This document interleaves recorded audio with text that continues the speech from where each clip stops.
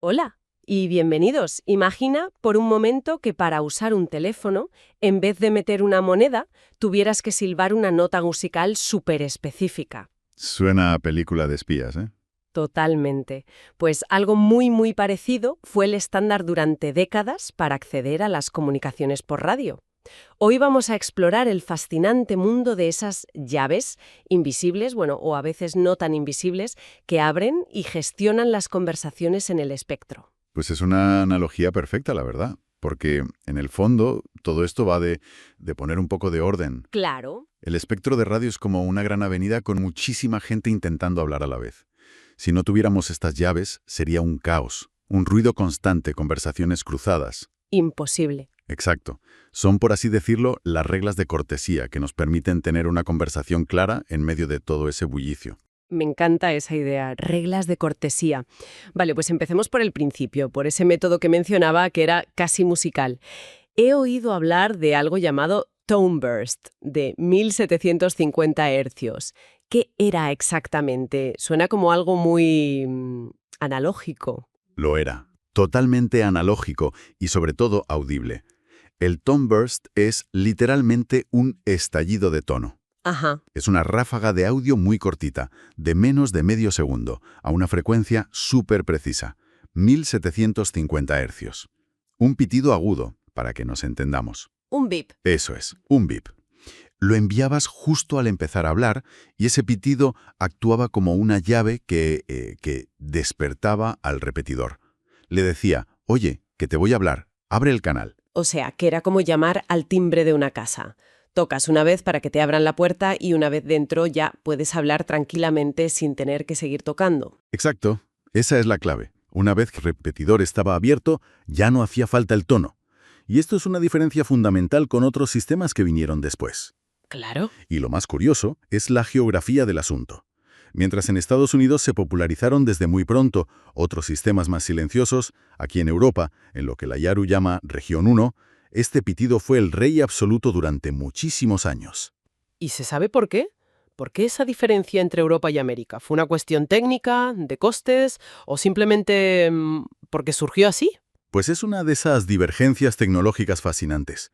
No hay una única respuesta, pero seguramente fue una mezcla de factores. Los reguladores europeos lo estandarizaron pronto y los fabricantes, sobre todo los japoneses que dominaban el mercado, pues se adaptaron. Ah, claro. Muchos equipos clásicos de Yaesu, Icom, Kenwood venían con un botón rojo bien grande en el micrófono, a menudo ponía call o tone. Su única función era esa, lanzar el pitido de 1750 hercios, hardware dedicado solo para eso. Exacto. Mientras que en América, pues la infraestructura de repetidores se desarrolló con otra filosofía, la de los tonos continuos, y el mercado se fue por ahí. Espera, si era un tono audible, en una frecuencia tan concreta, esto me lleva a una pregunta casi obligada. ¿Se podía engañar al sistema? Absolutamente. O sea, ¿podía alguien con buen oído silbar la nota y abrir el repetidor sin tener el botoncito? Absolutamente. Y esa era la magia y a la vez la debilidad del sistema. No me digas. Era una especie de truco, una leyenda urbana entre los radioaficionados más veteranos que era completamente cierta. Al estar en 1075 kHz, está en pleno rango de la voz. Si tenías la habilidad, podías silbar la nota correcta frente al micro y ¡zas!, el repetidor se abría. ¡Qué bueno! Me imagino a la gente en sus casas practicando el silbido perfecto. Era la máxima expresión del ingenio analógico. Pero también imagino que ese pitido constante en cada inicio de transmisión podía llegar a ser bastante molesto, ¿no? Sobre todo si había mucho tráfico en el repetidor. Molesto es quedarse corta. Era su principal desventaja, sin duda. En un repetidor muy concurrido, estabas escuchando ese bip, bip, bip todo el rato. Uf. Además, cualquier ruido accidental en esa frecuencia, una interferencia, lo que fuera, podía abrir el repetidor falsamente. Era un sistema sencillo, efectivo, pero poco elegante. Claro. Fue esa necesidad de una solución más silenciosa y más robusta la que impulsó la siguiente evolución. Claro. Pasamos de una llave que todo el mundo oye a una que sea completamente silenciosa. Y supongo que aquí es donde entran los famosos subtonos, el CTTCS. Exactamente. El CTTCS, que significa Sistema de Squelch Controlado por Tono Continuo, fue la respuesta. Y la idea es genial en su simplicidad. A ver. En lugar de un pitido audible al principio, se transmite un tono de muy baja frecuencia, por debajo del umbral del oído humano, de forma continua. Durante toda la transmisión. Sí, esa es la clave. Tu radio está configurada para escuchar ese zumbido secreto. Si lo detecta, abre el altavoz. Si no, permanece en silencio absoluto. Ah, vale. Entonces, esto ya no es tanto para abrir el repetidor en sí, sino para que mi propia radio ignore todo lo que no lleve esa contraseña silenciosa. Justo. El objetivo principal aquí es reducir la fatiga de la persona que escucha, ¿no? Se acabó eso de oír el shhh de la estática o conversaciones que no te interesan. Ese fue el gran salto ergonómico.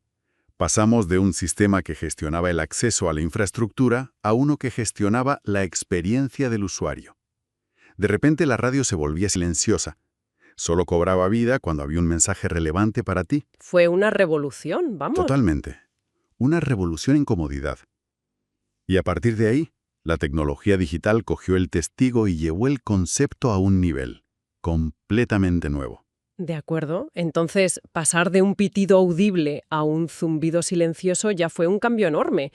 Pero me imagino que cuando todo se volvió digital, las posibilidades de crear estas llaves se dispararon. Ya no sería solo un interruptor de abierto o cerrado. ¿Qué virguerías se pueden hacer ahora? Virguerías es una buena palabra, sí. El mundo digital nos permitió crear, digamos, listas de invitados mucho más sofisticadas. Ajá. Dos de los sistemas más extendidos hoy en día son el Digi-ID de Yaesu y el Color Code de DMR.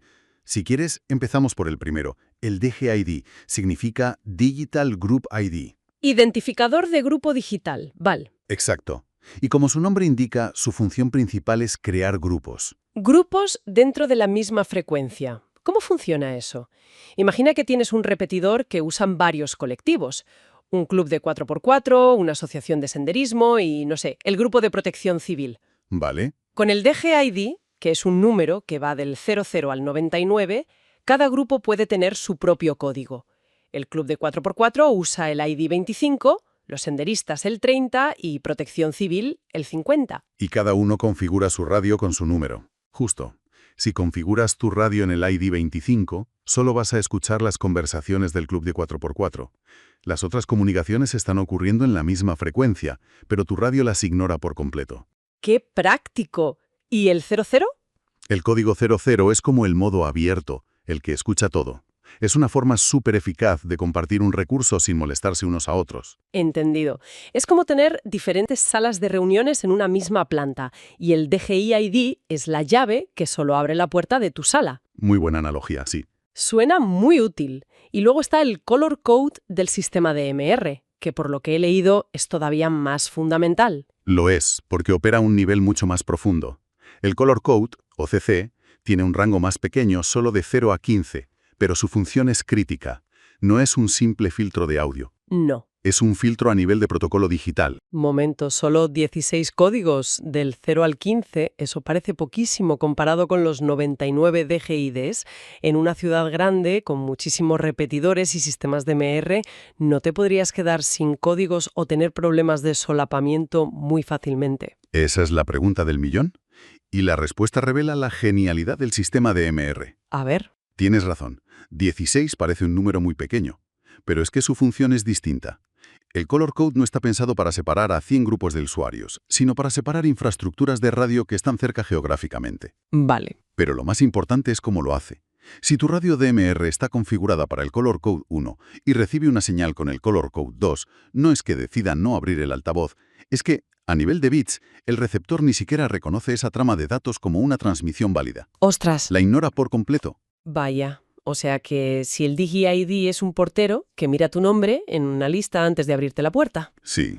El Color Code es como si el edificio entero fuera invisible y existiera en otra dimensión para cualquiera que no tenga la llave correcta. Ni siquiera puedes llegar a llamar a la puerta. Esa es la analogía perfecta. Es un filtro a un nivel tan bajo que es increíblemente eficiente. Y esto es vital en DMR por su tecnología de time slots, de intervalos de tiempo, que permite tener dos conversaciones simultáneas en la misma frecuencia. Claro. El color code es el primer guardián que asegura que tu radio solo preste atención a las señales de su propio sistema y a su intervalo de tiempo, evitando un caos digital. Es la pieza clave. Es una pasada. El viaje tecnológico es increíble. Hemos pasado de un silbido casi artesanal a un zumbido subsónico y finalmente a códigos de bits que hacen que las radios sean selectivamente ciegas y sordas. Mirando todo el recorrido, ¿cuál es el hilo conductor de todo esto? ¿Es solo una carrera por la eficiencia técnica o hay una filosofía detrás? Yo creo que hay una filosofía muy clara, ¿sí?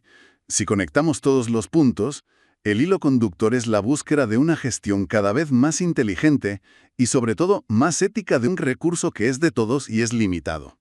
El espectro radioeléctrico. Ajá. Todas estas herramientas, desde el rudimentario Tone Burst hasta el complejo Color Code, persigan el mismo objetivo que ya apuntaba la Unión Internacional de Radioaficionados: reducir la congestión. Asegurar que las infraestructuras compartidas, como los repetidores, solo se activen cuando hay una intención real de comunicar. Es decir, se trata de no hacer ruido innecesario. De no molestar, de ser una buena vecina en esa avenida de las ondas. Justo eso. Es la diferencia fundamental entre ponerte a gritar en medio de una plaza pública esperando que te escuche la persona adecuada y acercarte a una puerta concreta y tocar un timbre específico para hablar con quien quieres hablar. Toda esta evolución nos ha llevado hacia una comunicación más deliberada, más enfocada y, en última instancia, mucho más respetuosa. Un viaje realmente fascinante. Hoy hemos desgranado cómo un simple pitido se convirtió en complejos códigos digitales para organizar las ondas y permitirnos convivir en un espacio cada vez más concurrido. De una llave maestra audible a miles de llaves digitales invisibles. Y cada una de ellas fue la solución perfecta para los problemas y la tecnología de su tiempo. Y sabes, toda esta conversación me deja con una idea rondando la cabeza. Todas estas tecnologías, de la más simple a la más compleja, lo que hacen es crear burbujas de comunicación intencionada. Ujú. Necesitas una configuración específica, un conocimiento compartido. Necesitas la llave para poder entrar y participar. En nuestro mundo actual de redes sociales, donde la comunicación por defecto es masiva, instantánea, sin barreras, donde todo es un grito a la plaza pública, me pregunto qué valor tendría recuperar esa idea. Es una buena reflexión. La idea de necesitar una llave, no solo técnica, sino de conocimiento y de propósito compartido, para poder iniciar una conversación que de verdad merezca la pena.